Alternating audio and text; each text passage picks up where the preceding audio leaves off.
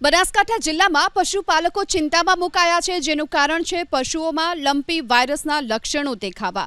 પાલનપુર પાસેના ભૂતેડી, ચંદ્રીસર સહિતના ગ્રામ્ય વિસ્તારોમાં પશુઓમાં લંપી વાયરસના લક્ષણ દેખાયા છે।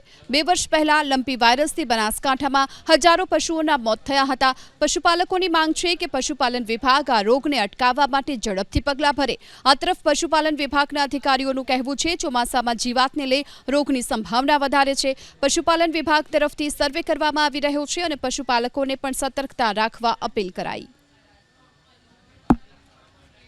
हाँ, लंपी वायरस हमणा 2-3 દિવસથી દેખાદેખી દીધી છે।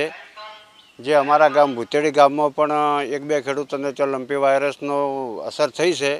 એમાં સારવાર એ લોકોએ કરાવી અને 2-3 વર્ષ પહેલાં આ જિલ્લાની અંદર લંપી વાયરસનો હતો અને એની સમયસર સારવાર થઈ અને ઘણા બધા પશુઓ મરી ગયા છે। તો આ જે તે વિભાગને આપણે એટલું કહીએ કે તાત્કાલિક આ પશુઓ માટેનું તાત્કાલિક ધોરણે એના માટે દવાઓનું અને જે તે કરવું જોઈએ અને કે આ રોગ જો વધારે પ્રસરી જશે તો પશુઓને અસર થશે, સાથે સાથે માણસોને અસર થશે, એમના કામ કરવાવાળાને અસર થશે।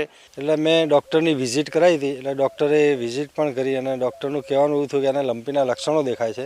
ફરી પાછી અમે ડેરીની પણ વિઝિટ કરાવી તો ડેરીના ડૉક્ટર પણ આવી ગયા અને એમને કીધું કે આ લંપી વાયરસ જ છે, એટલે એને દરેક પશુથી અલગ રાખવું અને એને ટ્રીટમેન્ટ ચાલુ રાખજો। સમગ્ર રાજ્યમાં આ તકેદારી રાખવામાં આવી રહી છે।